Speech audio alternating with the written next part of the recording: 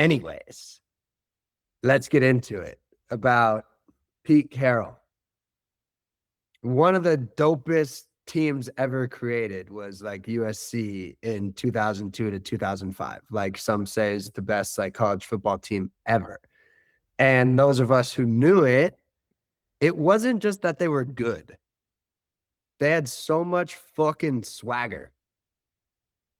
You know, they were the hottest show in town, so much so that like Snoop Dogg would come and say every celebrity was on the sidelines. Like Will Ferrell would show up at practice, like LAPD officers were there. Like it was just the place to be.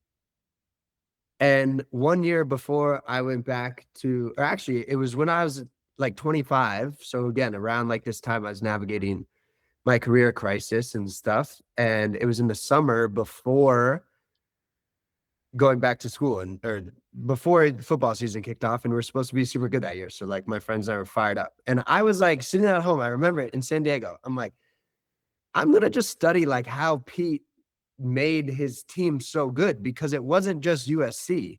He repeated the same philosophy with the Seahawks.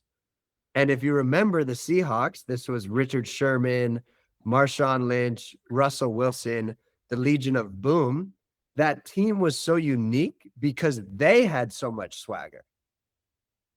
You know, like you remember those like post-game interviews with Richard Sherman where like, I think it was Aaron Andrews. She was like, yeah, if they try me with a sorry ass receiver like Michael Crabtree, like he's going to get his ass beat. And it's like Pete's teams had so much swagger. They were so good and they weren't afraid to talk their shit because they knew they were going to beat you. And so they intimidated people from the jump. And so what I became obsessed with as well, because, okay, Reggie Bush was like a 5-star prospect. Richard Sherman was an undersized cornerback. Russell Wilson was a baseball player converted to quarterback, right? All these people weren't really like first-round picks. But every single one of them outperformed their potential massively. And that's what I wanted to figure out, is how did Pete do this and do it repeatedly? So then this sent me down this path of understanding Pete's philosophy. And Pete's philosophy started after he got fired. He was a head coach of the Jets. He had never had success as a coach. And so he was like, damn, I really got to figure it out. Like, I'm in the dumps. I only have like one chance left to get it right. And so he studied John Wooden, who's like the legendary UCLA basketball coach. John Wooden's like probably the most famous. He's up there with like Lombardi and all that stuff. And what was interesting was John Wooden didn't win a championship in his first 14 years. So effectively like a failure. Except he won one the 14th year. And then he went on to win 10 of the next 12. And so Pete describes it as he like closed his book and he's like, that's it. I'm never going to lose again. And he just made this decision that he's never going to lose again. And actually he told that to his team. He's like, we are never going to lose again. And so then Pete talks about going through this journey of self-discovery, much like a lot of you guys are going through on the phone. Like, how do you figure yourself out, right? And it's a lot of the same things we talk about, but it's like you have to create your own personal life philosophy. And he talked about, if you can't describe your life philosophy in 20 words or less, you still have work to do. And so Pete's became competition. And this was actually something that I didn't understand, because I thought it was like competition with the other teams, competition with UCLA, all that stuff. And Pete, what I came to understand is it's about competition with yourself. You have to define who you want to be. And Pete says, I don't care if it's the best running back. I don't care if it's even being the best roommate. Whatever it is, you have to decide. You have to create this vision for your life. And you have to compete with yourself every single day to be the best version that you can be. And that is this idea, that is what taught me this idea of self-actualization, which is the process of fulfilling your potential. As you can imagine, that's like what I really attached myself to. And that is a lifelong contest. You know, that race never ends. The interesting part was Pete's take on competitors, the other teams, offense versus defense, you know, starters versus backups. Your competition shows you how good you've gotten. They're a measuring stick. And so in that sense, you should love your competitors, right? They're pushing you. And there's this epic quote. There's this difference between like Devin Booker, like it was like open practice in the summer in like whatever, Vegas or something. And he's like they double teamed him. And he's like, yo, like we're not double teaming in open practice or something.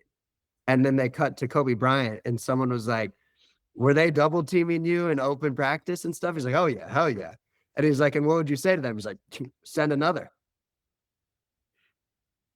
And it's like when you think of competition that way, fuck it, bring it on. Let's see. You know, you should want to see how good you've gotten and you should want to see where you need to improve. So then this was Pete's guiding philosophy for his team is you are in competition to be the best version of yourself. What's really interesting is why did Pete bring around Will Ferrell? You know, always he would have Will Ferrell show up. Like he showed up as Ricky Bobby in one of the team meetings. And it's like for no reason other than to be funny. He literally woke up. He goes, I don't know about you guys, but I woke up. I took a massive shit this morning and it was Cardinal and gold on like a Tuesday before practice at 5 a.m. Right. Same with Snoop Dogg. Snoop Dogg would run fucking routes with Dwayne Jarrett and Matt Leinart and Reggie Bush. He was always there. Why? And it was something that I was on the phone yesterday with someone about. And it's like, I think a lot of people, you know, Chris, this is actually something that you and I talked about in that podcast, which we need to still post. But like, I think you were saying, I forgot the term, but I refer to it as like dark versus light motivation. And I remember you saying like you were like really mad at yourself and kind of like beating yourself up in that journey of getting where you want. But Pete's approach, right? This is when he got back to his philosophy. Like Pete is so energetic, so happy, so charismatic and optimistic, right? What I love from him is I listen to all these speeches he'd get. And every time he started a speech, it's like, oh, I'm fired up to be here. Like, this is gonna be great. Like, let's go. Right. And Pete was like, I'm trying to push people to be their best. That is going to be hard. They're gonna fail, they're gonna make mistakes, they're gonna throw interceptions, they're gonna fumble, they're gonna be sore.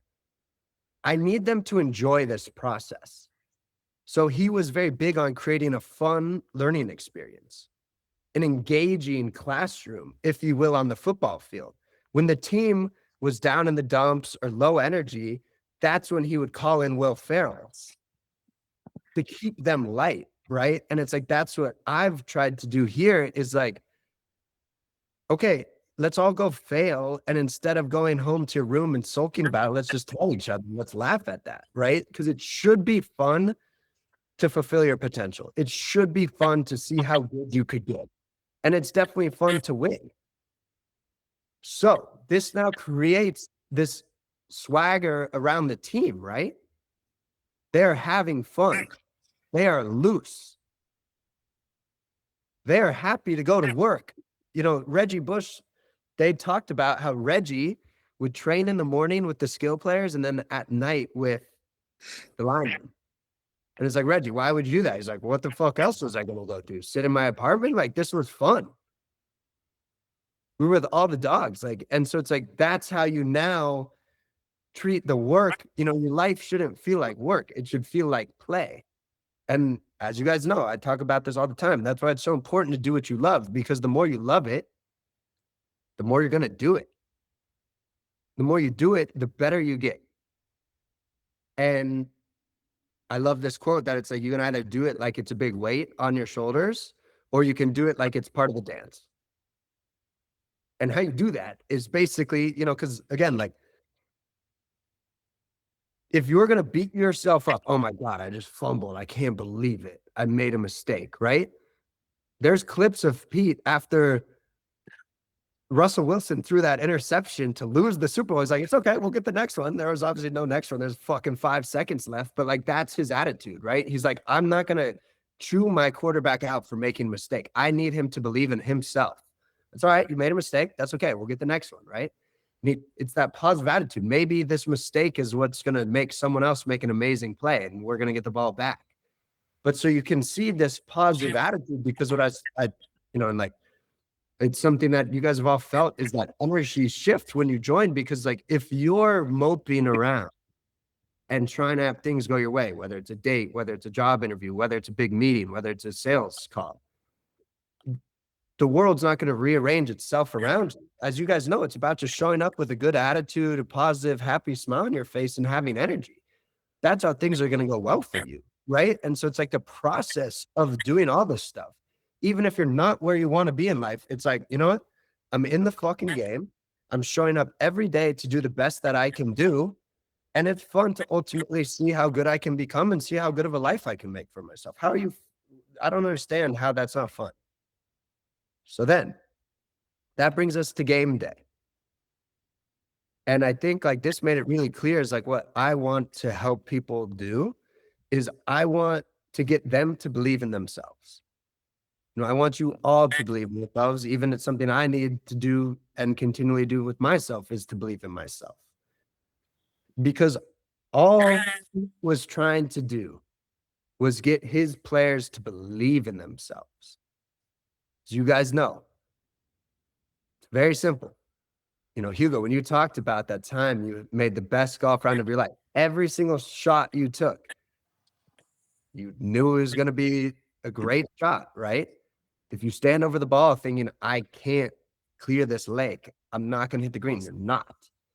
So what Pete's whole program was about was getting people to compete with themselves so that he could prove to themselves why they should believe in themselves. And they should believe in themselves because they've never been as good as they are right now. They are at the best that they've ever been right now. So you're about to go play the biggest game of your life. And Pete would come up to his players like, man, you are so ready for this. Like, look at how good you've gotten. Like, you have never been better. You are so ready for this moment. You are going to put on a fucking show. And they believed it because they knew they were ready to go. And all Pete would say to them pregame is, let it rip. Let it rip. No fear. Let it rip. Because all you need to do, all he needed Reggie to do, just go be Reggie Bush. And honestly, if they lost, in that epic game against Texas, Texas beat them. What are you going to do? It was one of the best games ever, right? Vince Young played better than them, but they all played amazing. And it's like, you got to understand, like, we've talked about this before, but sometimes they're going to lose. Sometimes you're going to do everything right, and they're not going to choose you. Sometimes you're going to do everything right and an investment went the wrong way. Sometimes you're going to give someone all you got and they're going to walk out of your life, right? You can't hang your head on that.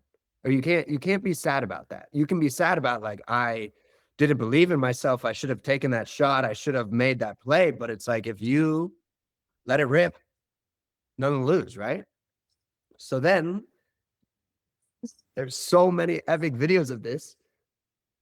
But then, so all the team is feeling like this, right? In the locker room before the game, they all have this in unison understanding of, like, I'm about to go fucking put on a show. You guys are about to go put on a show.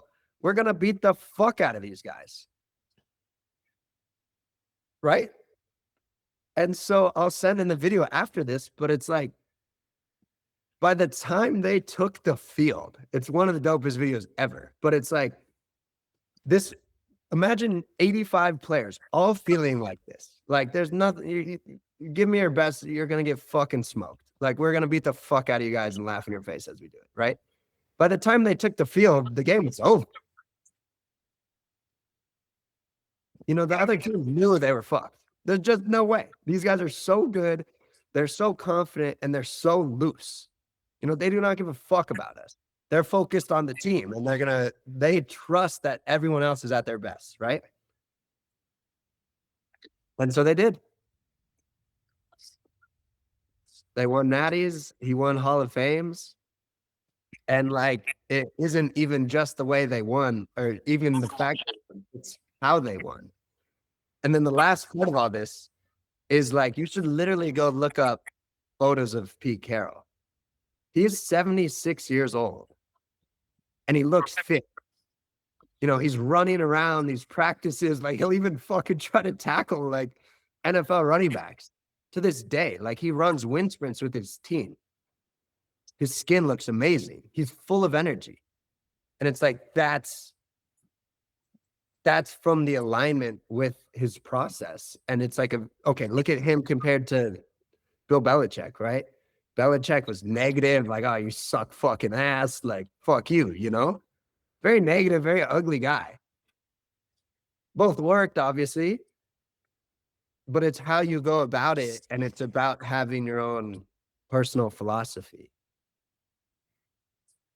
And I love from Peace, again, I told him we'd never lose again, and we didn't lose much. So. Yeah, that resonates a lot. Incredible. Yeah, man, it's so much about, you know, I don't know if I think a lot of you can relate, but it's a lot, at least for me, like I started with like having a lot of external motivations, basically like reacting off of old insecurity, or things that happened to you in the past, blah blah blah. But you know, nothing feels better than discovering and stepping into who you really are, and getting to know yourself, and really aligning with your real interests and living from that. It's so great. It's like, you know, as Pete says, right? Like, you know what you need to do. You know, that was why I said on Sunday, and it's like I was getting bogged up. Like, I'm posting again more on Instagram and stuff. It's like I was getting bogged up by like external validation. It's like I wanted these reels to work. I wanted to grow. I wanted to make more sales, whatever. And it's like, that's not me being my best. My best would be doing it, you know? And then it's like, the best part is like when you do the work to be your best, when you believe that you're at your best, there's no fear, no fucking fear, right? Let it rip. You know, you might lose, but you cannot, you know, if someone beats you when you give them your best, all you can do is tip your cap, right? So there's no fear. Just let it rip. You got nothing to lose. Just put your shit out there and see what happens.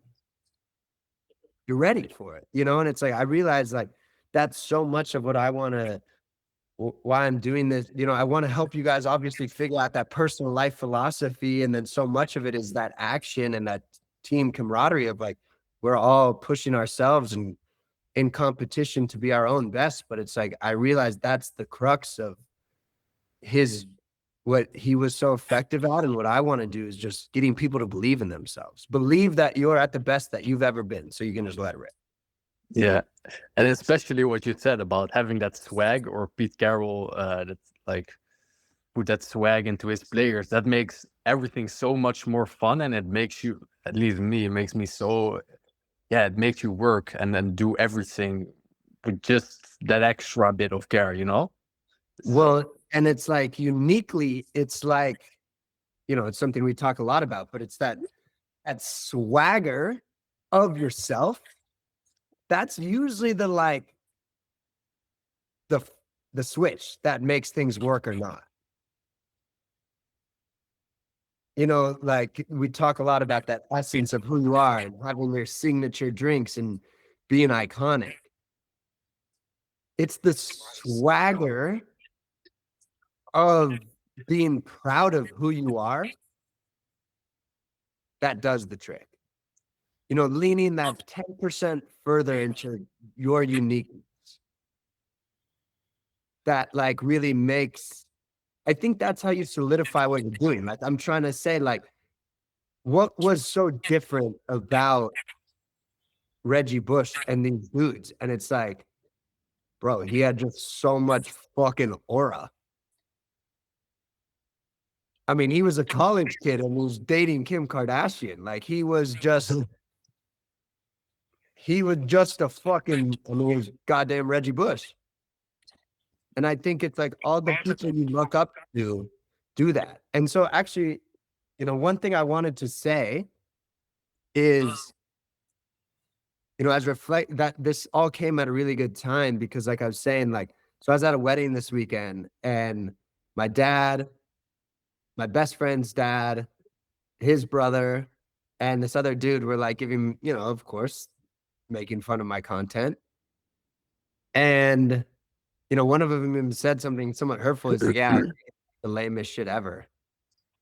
And it's like, I try to not really think about, I guess you try to carry on to, I talk a lot about not caring what people think, but I think you do care, especially when it comes from people who mean something to you. And what I've been thinking about the past couple of days is like, well, it's not fucking lame to me. And what I've really been trying to operate from, I think the difference is like the pride you have for yourself and the way you broadcast yourself. I'll give a good example. Like one of my favorite dudes is that DJ Fisher. You guys know Fisher, the Australian dude? Yeah. But I just think he's the fucking man. I'm proud of how he's crushed it, but like dude's always laughing. He seems to be an amazing husband, amazing father. Like he's got dope friends. He's doing cool stuff. And it's like all the people that I look up to spam the fuck out of the world. They're posting content, they're making music, they're just sharing their lives because they're very proud of their lives. And I think what I'm trying to say is like, there's a difference in swagger of, oh, I hope this pleases people. I hope they think this is cool. Versus where I'm getting back to is like, yeah, it's fucking cool because I'm doing it. And I'm the fucking man. You know? And that's all just a decision about how you feel about yourself. And then this goes back to all of his process. You earn the swagger from the confidence that you get from doing the work.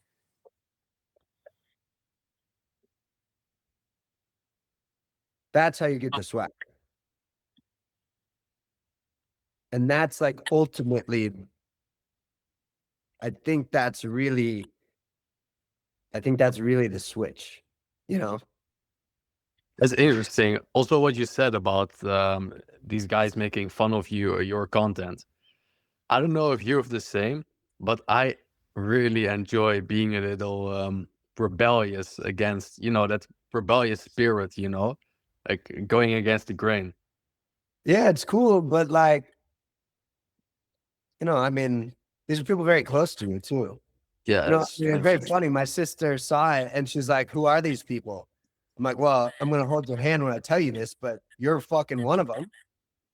And she's like, oh, but and Chris, like, I think you do a really good job of this. Of just like, I think you've done a very good job of like adopting that like rebellious nature of putting yourself out there. And,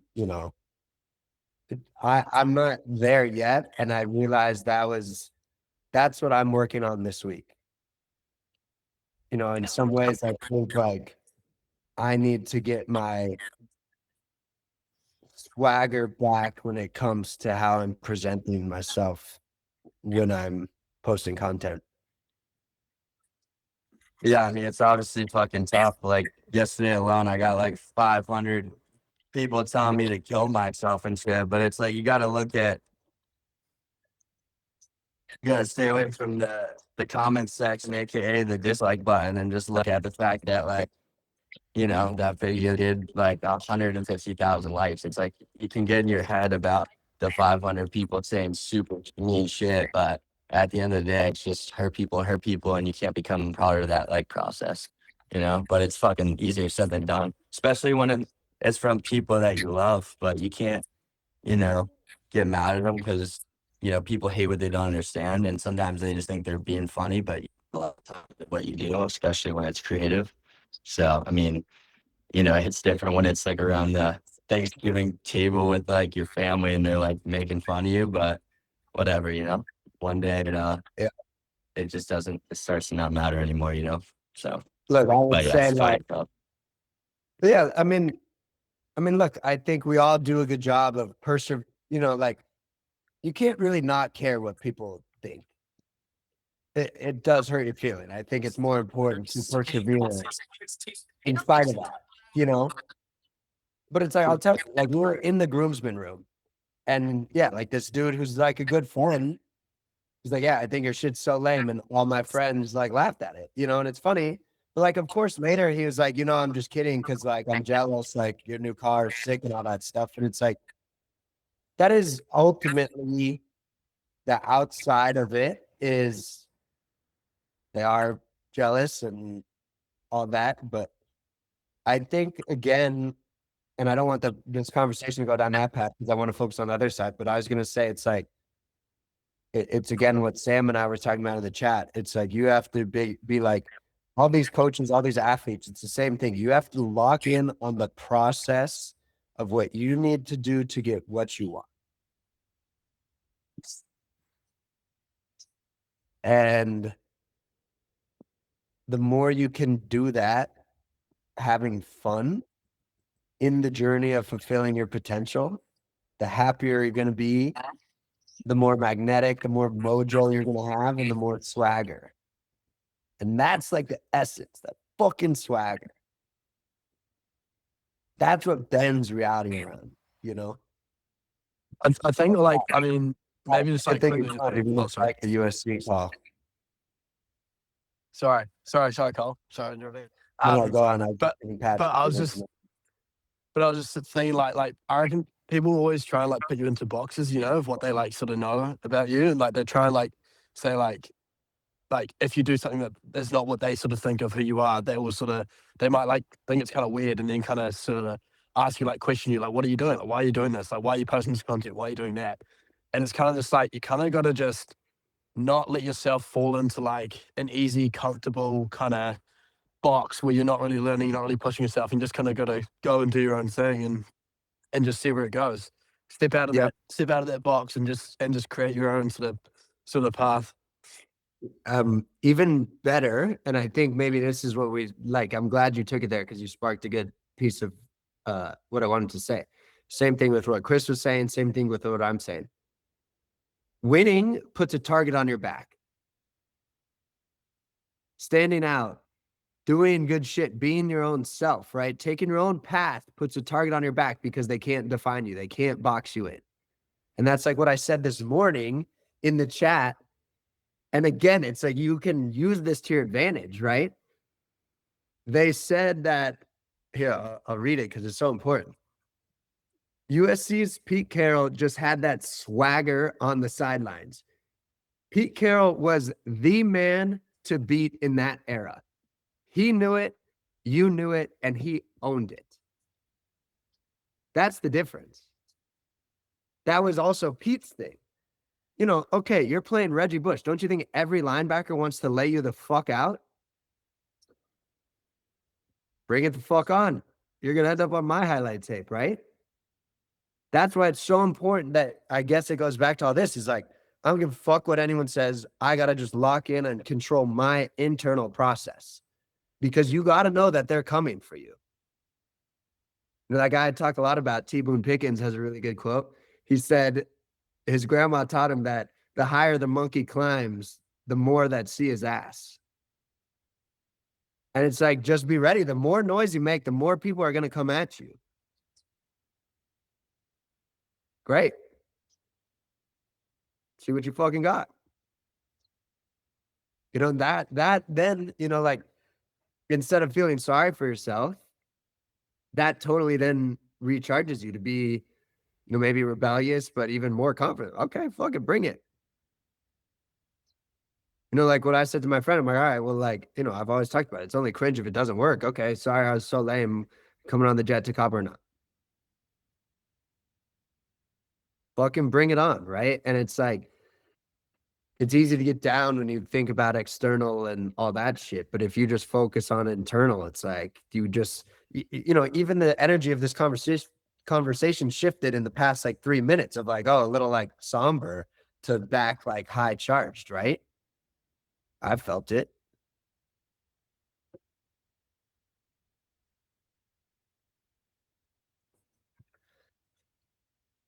It's so dope. He's so dope. I'm gonna get him to speak to us someday. Hey, well, by the way, cool. I saw one of your latest reels, 6 minutes, like almost 2K likes, huh? Well, that was because Chris taught me you got to do trial reels so it goes to other people, not your family and friends. Mm. Because if I would have just started that with family and friends, it would get like 0 likes. But now all my friends, they're like, oh, wow, this reel's so good. I'm going to support him. Dude, yeah, literally on that note, just super quick. You see what I'm saying, bro? And then you release it to him and it says you post 6 minutes ago, like you said, but it's 2K likes because it's been up for a couple hours. Like, it's just such a meta. But yeah, all of a sudden now they're like texting you fucking, oh, that last reel really popped off. And you're like, shut the fuck up, dude. Shut the fuck up. But yeah, I it's a mean, meta. Anyway. it's insane. You know, I guess like, yeah, I mean, the only way to overcome it though, and like, Chris, I've learned so much of this from you is like, you've done such a good job, better than I have, of even just like fully jumping in. I sometimes go, especially on Instagram with my close friends, like 1 foot in, 1 foot out. And the only way you overcome it is just overpowering them, honestly, with just fucking owning it and being proud of it and like being so fucking proud of it that you have this swagger that they're like, okay, you know, you can't hate on it. But when you like try and hope and care and want to be aesthetic and stuff, it's just really fucking lame energy and they sniff it out. Man, that is so true. I've been creating content with this girl, right? In this business, my previous business that I quit, working Yeah. together with her. And yeah, we both had a lot of things to work on. And for her, and she was like the influencer of the brand, and she was going to be on the content, was her personal brand basically. And everything needed to be aesthetic, and there was so much overthinking, and it totally kills the vibe. Yeah, it's I don't know. You know, like I really would encourage you to go watch this Pete Carroll speech. It wasn't as pretty of a speech as he's ever delivered or anything, but you can't not feel his energy. You put it in the WhatsApp, right? Yes, and I'll resend it. I'll resend some other ones, but it's like, I mean, it just goes back to this.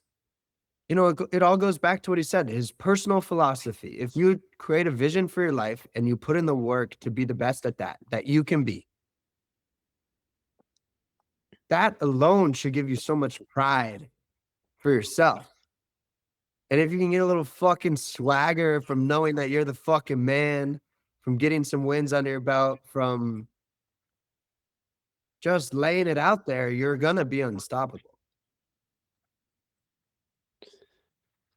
Yeah. And by the way, I've you posted a video, I believe yesterday, right? Was about the book. Yes. Yeah, and in minute 20, like the middle of the video, I watched it all, by the way. You also talked about like having fun is the best business strategy. I think that's so good, but like having fun, it's like a thing that applies to like everything of life. Yep. And I'm thinking as well, like I had an opportunity recently, but the business was like based on fear tactics, and yeah, I'm just not gonna do it. I don't wanna bring myself into that fear state, you know? So this is really important because, like I said, so I got on this phone. I got a phone call with the guy who wanted to join the program. He doesn't have the money right now to do it because he's moving to New York. But it's the way in which you do things. And like he's wanting to become an actor. He's done like all this, you know, like all of us. Like he's listened to all the podcasts. He's done the work. He's written the affirmations, and I could just like, hell, I repeatedly told him, I'm like, bro, I can see this pressure that you've put on yourself on your face. You know, like I was talking a lot about like all the things that you guys have felt since joining, of like the energy shift, going from that negative spiral to that positive spiral, just getting back to enjoying your life, right? And he just like repeatedly kept like having a sigh of relief, being like, man, I needed to hear this. But I give this example. So who's going to do better? The person, you know, let me take a step back. I haven't been able to sleep at all this week. I don't know why. You know, I cannot fall asleep. I'm putting a lot of pressure on myself. There's so many things I want to do. I have such big aspirations. And when you know, like all of us, I'm very type A driven. You want everything to happen now. And like I always talk about it, and I had to listen to my own stuff. And Josh, I think you were mentioning it too in the chat over the weekend, maybe, or on Monday. And it's like you can look at how far you have to go and put pressure on yourself. And again, this goes back to like what Chris and I talked about like this dark versus light motivation, or you can look at how far you've come. And what was important was this guy kept saying, like, I can see myself being an actor and I think it will happen. Better, Hugo. And I'm like, okay, but neither of those are, that's not law of attraction stuff, right? That it can happen implies it might not happen. And that it will happen means it's not happening right now. And I'm like, I don't know. You seem to be moving to New York. You seem to have quit your job to go all in to being an actor. Seems like that's fucking step number one to being an actor. Like you're taking acting classes. I think you're an actor. So, and this is something that Danny's been so helpful with me with for years, is he's like, it is happening. You are doing it. You know, like all of you guys, like we're in the game. We're taking the steps we need to do to get to where we want to go. That should be fun. It should be fun to fulfill your potential. We should jump out of bed with excitement. One day is another chance to get closer. Any days now is going to be our lucky day. And this was actually something Pete taught me. He was like, expect great things to happen. Always expect great things to happen. I don't care if we just threw an interception or fumbled on the goal line. Like defense is going to make a great play. Always expecting great things to happen. And he's, you know, I've really attached myself to it. And I'm like, who's going to do better? You know, someone with our energy that jumps out of bed. It's like, hey, I don't know when it's going to happen, but I'm doing the best that I can do to make it happen. Every day is a lottery. And like I talk about at night, like if you did the best you can do, you should go to sleep happily. Or the person, you know, like this guy, like he had just this insane weight on his shoulders. You know, he kept just focusing on the distance he had to go. And I'm like, so who's going to walk into the audition and get the role? You know, him or Chris? It's very obvious, right? It's all an energy, a charisma thing. Like there's this great piece of advice from George Clooney. He's like, be their answer. You know, a movie needs a lead actor, cannot start filming until they have it. They have a problem. Be that answer. You know, be that answer. And it's like, okay, you're interviewing for a job. They need a fucking employee. Be that answer, right? And that goes back to the swagger. You know, don't hope to be chosen. This goes back to like creating content. Don't hope that this helps people. It's like, nah, I fucking am inspiring people. This is going to be the best content they see today. You know, that creates that swagger. That makes you selected. That's what gets you the role. That's what changes your life. And so I was like thinking, again, going back to Pete Carroll with his teams, like be fucking inevitable. Just overwhelm people with your confidence, your energy, your zest for life, your aura. You know, I've interviewed for a bunch of people to join investment banks, and these are make or break things. Like the person that made it is going to make 200 grand out of college, the others aren't. And it's like, there's people that just take the job. There's just no fucking doubt. Yeah, they were the best. And it was just a confidence in the way they presented themselves. And that's all just like from your own, again, it's like, I guess it is delusional self-confidence, but that goes to Pete's point of belief in yourself from the work that you've done. Why wouldn't you have delusional confidence? When was the last time you ever gave yourself credit for all the work that you've done? And for being every single one of us on this phone is the best we've ever been. We should feel that way, right? And I think if the world didn't exist and we just had us 30 as our own markers of success, we'd all probably have a lot more confidence.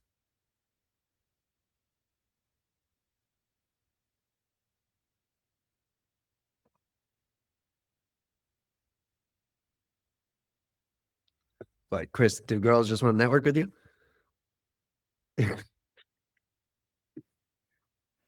No, I'm just like, I mean, some though, low key. I'm like, How nice. You work in marketing? Okay, good. I mean, like, you know how it is. It's like, that archetype of person, but I mean, I'm with it. Fuck it. But I mean, I love that. Like, dude, that's the mindset for this week. Like, I think I'm actually gonna just start sending us like USC pregame footage every morning. It's like the old I'm schmacked edits or some shit. Oh yeah, no, dude. There's the best. I mean, Oh, look, dude, I have a video for you. Hold on. that's one of the best things about USC is like they just actually fucking ingrain you to be confident and cocky as hell. Like someone wrote an article about it. They're like, even their white horse prances around like it's Dr. Evil's dog. And it's true. And so like, I don't know, you guys know Coach O, the coach from LSU? He was the fucking best at USC too. And I'll send you this video. And he was an interim coach. Like we just fired Steve Sarkisian. And he was the interim coach. And it was his first game. And we're playing like number 4 ranked Stanford at the time. I think it was like Andrew Luck. And they interviewed him before the game. And they're like, Coach, like, you're obviously playing the number 1 team. Like, this is your first like game. Like, how do you think you're going to do? He's like, we'll win. And they're like, what makes you so confident that you're going to win? He's like, we're Trojans. We prepared to win. And then it cuts to them like storming the field. And then the other thing, I actually said this to my brother-in-law all the time, but there's this video because he used to coach with Pete. And Coach, Pete was like, Coach, like, what do you have to say to the team or something? He goes, we got these sons of bitches. We want them. And they're up like 40-0. And he's like, go rip their fucking hearts out, right? But it's like, that's what I'm trying to do. And Uyghur with our cologne company, that's what we're going to have people feeling in the mornings. Bro, you on a boat? Bro, haven't you been noticing? Look at this. Oh, dude, I thought it was another green screen. I didn't realize that was real. No, of course it's real. Oh, wait, it is a green screen. Now I'm seeing it again. Okay, Dude, dude, that's crazy, though. It's like so real. What the fuck? I looked at you. You're sideways. It's like, brother, you might be capsizing. I think you're going down. Yeah, bro. But yeah, what do you guys got? Like, the energy is so real when we like our line. It's so good. Well, it's all if you see yourself as if you're in a movie, if you like this concept of romanticizing your life went viral a couple weeks ago, around this time. But like it's so true. Like if you start to, but also for myself and maybe others can relate, you feel that energy in your belly and you hold it and you feel it even more, and then you just Yeah. It's Well, look, like every peak performance coach has their athlete go through visualization. That's where all this stuff's so real. Like pregame, you look at these dudes, it's like visualize yourself making that big play. You know, they'll all talk about like, oh, how'd you do so well in that moment? They're like, I visualized myself making that shot a million times. And then what I was going to say is one of the like best ideas I ever saw came from Joe Rogan. He's like, pretend there's a documentary crew filming your life. And there's two ways to take it. The first is like, what are they filming? You know, what life? It's got to be an interesting fucking life, right? We're going for the big screens. We're going to con next year. It's got to be something. But what I like better is, you know, with all this manifestation, when you get super clear on this life path, right? You know exactly who you want to be. You can see yourself getting there, and what's in the way is the work to do it. So what I like to do is, what would that documentary crew be filming you doing today? Just fucking do that. Do that long enough with the belief and the vision that you're gonna do it, and then you have it. Yeah, man. By the way, Cole, I have a question relating to work. Like, how do you see work? Do you see it as like a separate element in your life? Do you see it as something that you embody fully? Very curious about your mindset relating to that. Well, again, think about, there shouldn't be work and play. There shouldn't be a difference. If things are, you know, work implies friction, right? I don't think I've done work in years because this is what I want to do. I say I've been in flow state ever since I left my last company. You know, I don't send emails. I don't have conference calls, status updates. Fuck that. You know, maybe that's for you, but it's like, would Reggie Bush say he had to go to work even when he was going to the gym?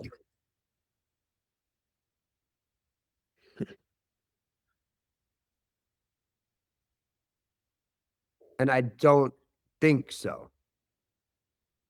There may be times you don't want to do it and you do it, but I think, like I said, this should all feel effortless because there's nothing blocking you.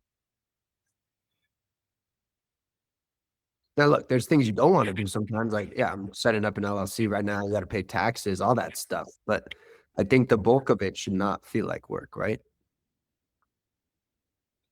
To comment off that, I think something interesting I realized is, because I heard the thing before, it's like the whole work should feel like frictionless. Yeah. And I just didn't really understand that. And like, I felt like, oh, I was like trying so many different things, but it felt friction. I felt friction. So it's like, oh, okay, that wasn't for me. And nothing ever felt for me. But I think like a big difference between like that time and then maybe just like a month ago is, I think what I was really just missing was the core like value, and I didn't like a mission really. And for example, like when I think of like with the whole like documentary thing, I feel like a lot of my life before was I was literally kind of like almost like an NPC. Whereas like sometimes like I was winning, maybe I was just like pure luck. But those wins didn't really mean anything to me because I didn't really have a mission that I could actually personally resonate with. But I think that's why my mindset changed so much, because now with kind of like a mission, understanding my values, what I'm working towards, it just opened a whole realm of like possibilities and kind of just changed my reality. Yeah, I love that. I mean, actually, when you think about wins versus mission, it's not uncommon for an athlete to be unhappy after the game, despite winning. Right? Right. I'd like some golfers are like, yeah, I didn't play my best. I left some shots out there, right? The mission is self-actualization, fulfilling your potential, being the very best you can be. That's why a lot of times, like, you know those post-game interviews. I mean, what I would say, like going back to your question, Uyghur, is like, okay, look at Warren Buffett. I don't know. How he learned to be a good investor is he would just read 10Ks all day fucking long. I've never heard another story of another investor doing that. You know, now they're not willing to do that work. I do not think Warren Buffett treated that like work. I do not think it felt like work to him. Yeah, I mean, I think both of you are bringing up exactly how I feel about it. It's like there's one side of things. The hard part of life is like figuring out what your mission is and what your end goal is. You know, the rest of it is just like the work is the reward because it's like everything you get to do to get closer to that goal. But when there's no goal, then there's no reward for getting it done. It's just scattered and it doesn't make sense. Whereas like Warren Buffett clearly had a goal. And so he was like, I'm going to learn everything I can about this subject and just become the best, like, and then it's like, okay, another book done, like another thing learned, in that. And yeah, I mean, I think friction, as you were talking about it, is then becomes rewarding because friction is required for takeoff. You need resistance in life. A video, if you want to go back to social media, is not going to go viral without hate. Like, Yeah. you can't have there's not a single person that's done it on a big scale that doesn't have half the world hating them. You need resistance in life and in work and in perspective. You need downtimes to appreciate highs. So the friction is still there, but it's just treated differently. It's almost like you appreciate it with gratitude rather than like, oh, it's a setback. My life sucks. And then, that's why you actually can keep going. It's because you feel differently about that. It's beautifully put on both levels. I was going to really attach myself, or what I wanted to follow up on is the work is the reward. If you love to do it, you love to do it. So you do it.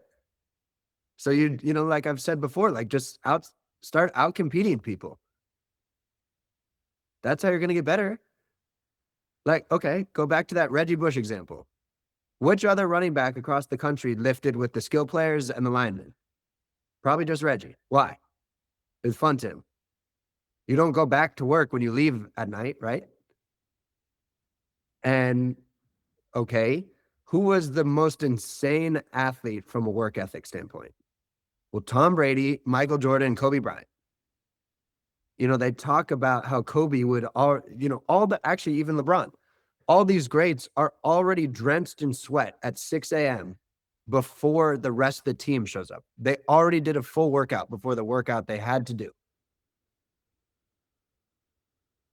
I don't know if it's because they want to be great or they love doing it, but I think LeBron could retire if he didn't want to fucking do it anymore.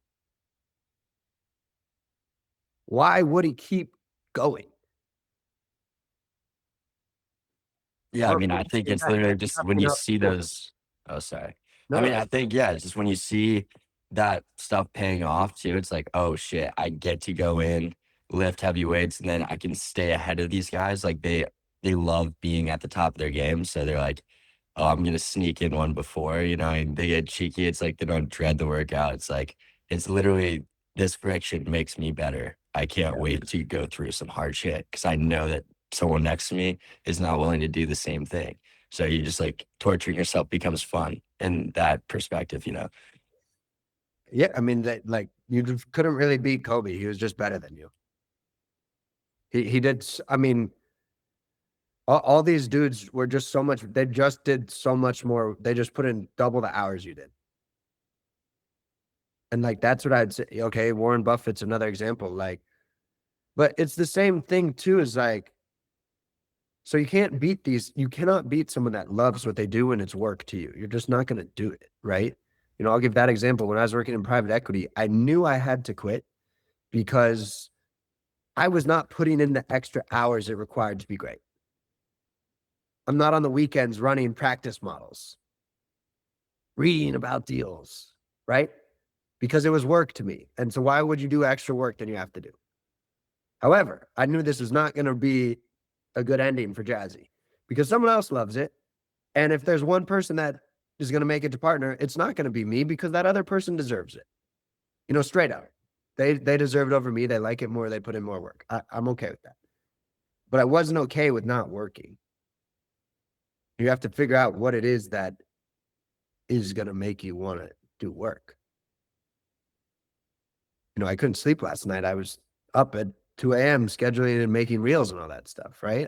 I genuinely like to do this. If if it wasn't what I wanted to do, I probably should have quit a long time ago, given the lack of results. It's only when you keep going that event, that like ultimately, I think it's the universe is testing who actually wants this shit or not. No one gets success right away. Unless you're unless you're LeBron, right? Came out as a high school freak of nature ever since. You're not going to get success right away. And I think you shouldn't. I think it's a test to see who fucking wants it. Everyone wants to be in shape, bro. The gyms are fucking empty right now. They're packed January 5th. None of these fuckers want it. And the other thing I was going to say is the flip side of the friction that comes with the process of improvement, like Chris was saying, is the other side of that is flow state. And it's like, I think, take like the best artists, right? Dua Lipa, Justin Bieber, all these people are probably just more aligned and can access a deeper and deeper flow state that makes better and better shit than other people. Because they've put more work in. Because it wasn't work to them.